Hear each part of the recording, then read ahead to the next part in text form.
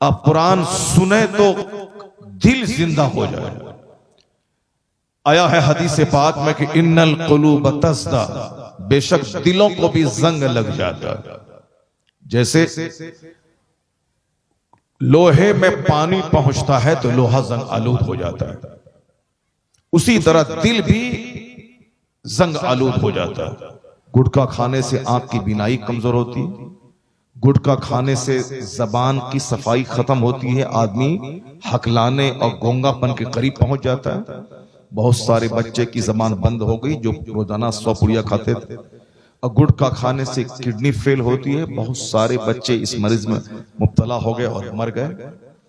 इतना सब कुछ जानने के बावजूद भी लोगों को लगे कि यही खाना चाहिए, तो समझ लें उसका दिल मर चुका है। जब दूध और पानी पीने में मजा नहीं मिले, ताड़ी और शराब पीने में मजा आए, समझ लें कि दिल मर चुका है। इस रुए जमीन पे सबसे बेहतरीन जगह है मस्जिद। हुजूर ने फरमाया कि इन अहब्बल बिलाद मसाजिदुहा, तमाम जगहों में सबसे ज्यादा पसंदीदा जगह है मस्जिद अल्लाह के नजदीक, और सबसे बुरी जगह है बाजार। क्योंकि बाजार में झूठ बोला जाता है, बाजार में माल का ऐब छुपा के बेचा जाता है, बाजार में दूसरों को ठगा जाता है। तो ठगने की जगह, झूठ की जगह सबसे बुरी जगह। मगर चूंकि जरूरत है, सौदा सलब खरीदना है, इसलिए अच्छा आदमी वो है जो सबसे लेट से बाजार जाए और सबसे पहले बाजार से निकल जाए, और सबसे बुरा आदमी वो है जो सबसे पहले बाजार जाए और सबसे लास्ट में बाजार से आए। यह काम गांव समाज का जो फटीचर क्लास का हीरो होता है, जिसका कोई काम नहीं है, जो डीएम नहीं है, एसपी नहीं है, दारोगा नहीं है, मास्टर नहीं है, साइंटिस्ट नहीं है, वैज्ञानिक नहीं है, जो एमडी नहीं है, जो एमबीबीएस नहीं है, वो फटीचर क्लास का आदमी है, किसी काबिल नहीं है। वही सज धज के पैंट शर्ट अंडर सेटिंग करके बाजार सबसे पहले जाता है। वह घूमता रहता है, सबका मुंह देखता है, किसकी बेटी आ रही है, किसकी बेटी जा रही है। कोई दोस्त मिले के चाय पिला दे, कोई दोस्त मिले के पान खिला दे, बस वह घूमता रहता है, सूंघता रहता है बाजार। सारे लोग चले जाते हैं, तब आखिर में वो आता है बाजार से। सबसे बुरी जगह बाजार है। बुरा शख्स है जो पहले जाए बाद में आए, और सबसे बेहतरीन जगह मस्जिद है, जो सबसे पहले जाए और सबसे लास्ट में निकले। सुभान अल्लाह, सुभान अल्लाह, सुभान। सबसे अच्छी जगह मस्जिद है, जो सबसे पहले वहां जाए और सबसे आखिर में वहां से निकले। आप गवाह रहें कि यह शख्स जन्नती है। जिसका दिल मस्जिद से लगा हुआ रहे, उसके जन्नती होने की गवाही दे। और कुरान शरीफ हदीस में भी आया है कि कयामत के दिन 7 टाइप के लोग होंगे जो अल्लाह के अर्श के साए में होंगे। सुभान अल्लाह। 7 टाइप के लोग। ए लड़का, ए बाबू, बताइए, सुनिए, उस सब कुछ सुन रहा है, मगर चूंकि वो ध्यान नहीं दे रहा हो। हाँ, जाहिर सी बात है, फटीचर क्लास का जो आदमी होगा उसका हाल यही होगा। वो जलसे में क्यों बैठेगा? वो साहब झूठ की महफिल में जाएगा।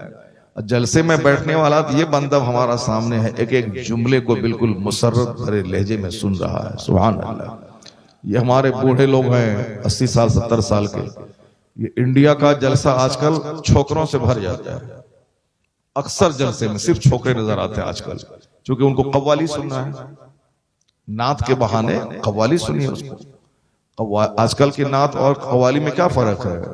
कव्वाली में हारमोनियम तबला होता है, और आजकल के नात खाने में सिर्फ तबला नहीं होता, यही फर्क है।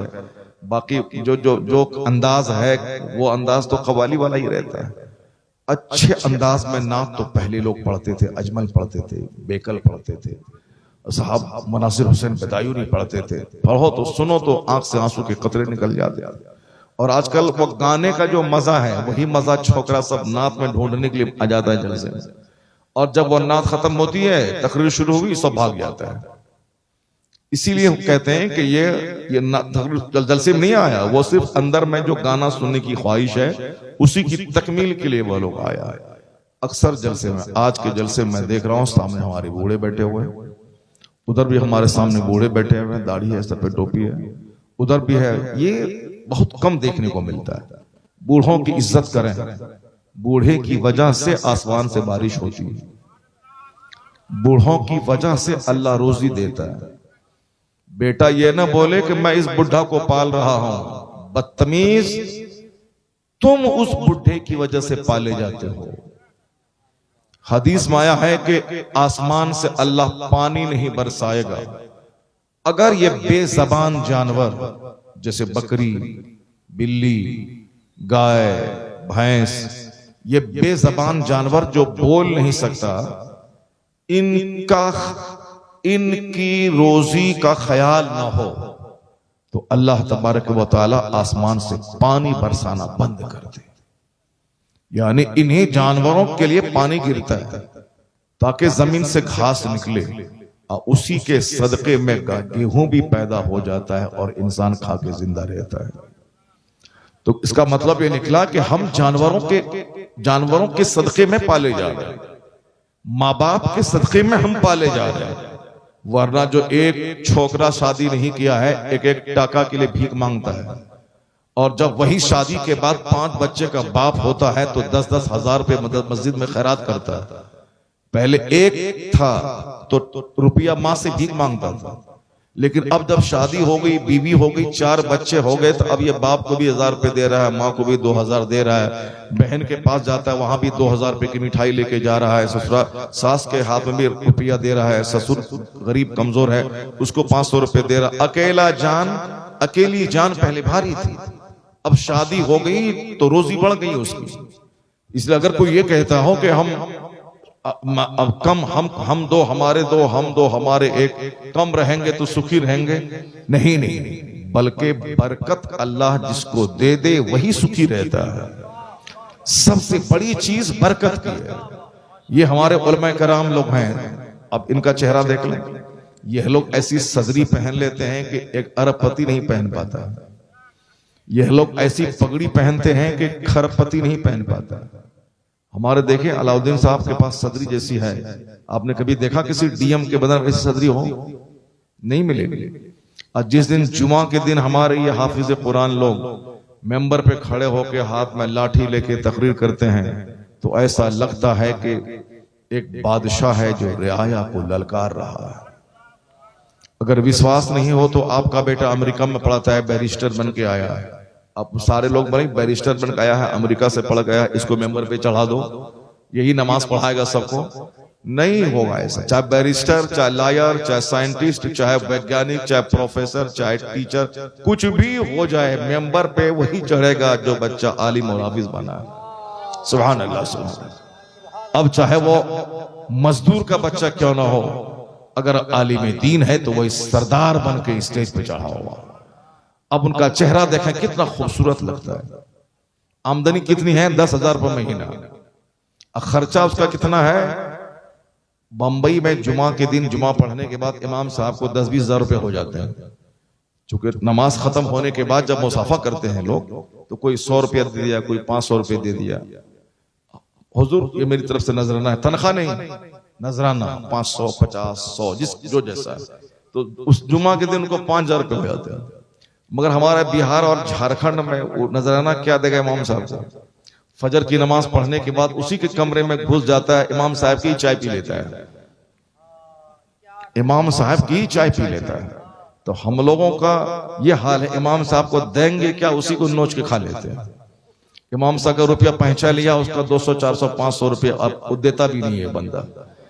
तो मैं कह रहा हूं कि जो बात मैं कह रहा हूं उसको गौर से सुनिएगा। ये आपको चाय भी पिलाते हैं और आने वाला इनका दोस्त अहबाब साथी बड़ा मौलाना आ गया के पीछे खर्च भी करते हैं। कस्तूरी और मुश्क और अंबर इनके कमरे में रहता है और 2-4 जुब्बा लंबा महंगा वाला रहता है। बरकाती टोपी 1 दर्जन रहती है। 1000 बीघा जमीन के जोतने वाले के पास जाइए, जुमा के दिन जब वो मस्जिद में आता है तो लुंगी फटी हुई है, कुर्ता घुमछा हुआ है, उसमें आयरन नहीं है, सर पे टोपी ठीक से नहीं है, अतर नहीं लगा पाता है। ये चेहरा इनका गौर से देखें आप, कि इतना हसीन, इतना खूबसूरत और कम कमाई में इतनी बरकत कहां से होती है? कम कमाई में बरकत कहां से होती है? बरकत यह है कि हुजूर ने इनके लिए दुआ दे दी है। सुभान अल्लाह, सुभान अल्लाह। कौन? जो कायनात के मालिक व मुख्तार हैं, उन्होंने दुआ दे दी। दुआ क्या दी है? इनका काम क्या है? इनका काम है जब माइक हाथ में लेते हैं तो कहते हैं हुजूर ने ये फरमाया। जब बच्चों को दरसगाह में पढ़ाते हैं तो कहते हैं कि हुजूर ने ये फरमाया। जब निकाह का खिताब खुतबा देते हैं तो कहते हैं काल काल रसूलुल्लाह, हुजूर ने ये फरमाया। बुखारी शरीफ पढ़ाएं तो कहते हैं कि आका अलैहिस्सलाम ने ये कहा। इनका काम ही है हुजूर की तालीमात को आम करना, हुजूर के शिक्षाओं को का प्रचार प्रसार करना, हुजूर की तालीमात को आम करना। तो अब हुजूर का काम ये कर रहा है कि सरकार ने ये कहा, खाने के बारे में ये कहा, पीने के बारे में ये कहा, सोने के बारे में ये कहा, जागने के बारे में ये कहा।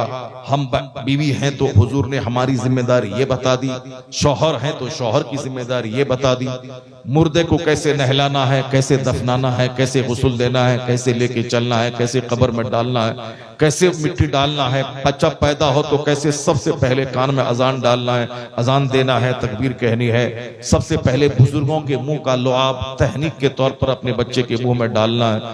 यानी पैदाइश से लेके मौत तक कोई ऐसा डिपार्ट नहीं है जिस डिपार्ट में हुजूर ने हमारी रहनुमाई नहीं की।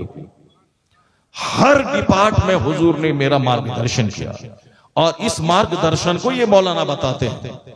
आप गाली भी दे दें इसको कि तुमको मस्जिद से भगा देंगे, तुम हमारे यहाँ आके खाना खा के मोटा हो गया हो। ये बोलता है नमाज पढ़ो, नमाज पढ़ना फर्ज है वरना जहन्नम की आग में जल जाओगे।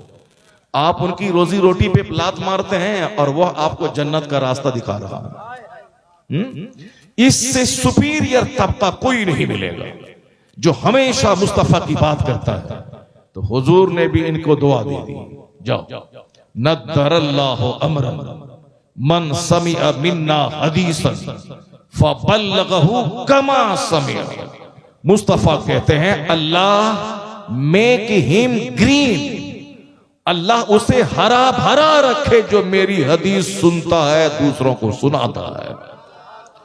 जोर से बोलिए सुभान अल्लाह, हाथ उठा के बोलिए ला इलाहा इल्लल्लाह। इस 3 बजे भोर में कैसे तकरीर होगी? मगर आप लोग गौर से सुन रहे हैं, बहुत बड़ी बात है। जो काम बंबई वाला नहीं करता है वो काम झारखंड वाला कर रहा है। सुभान अल्लाह, बेदारी आ रही है और आप तकरीर सुन रहे हैं। मैं दाद देता हूं आपको, वरना अब तकरीर कोई नहीं सुनता, सब भाग जाता है। अभी अल्लाह तबारक व तआला आप सबों को दोनों जहान की नेमतें अता फरमाए। अब आपको बात समझ में आ गई कि इनकी बरकत का राज क्या है, इनके चेहरे की खुशहाली का राज क्या है। राज यही है कि मुस्तफ़ा जान रहमत सल्लल्लाहु अलैहि वसल्लम ने इनके लिए दुआ दे दी। तो अब जो भी दीन का काम करेगा, वो चाहे जिस फैमिली का हो, जैसा भी हो, अल्लाह ताला उसे शोहरत देता है, इज्जत देता है, मकबूलियत देता है, और मरने के बाद अल्लाह जन्नत देता है।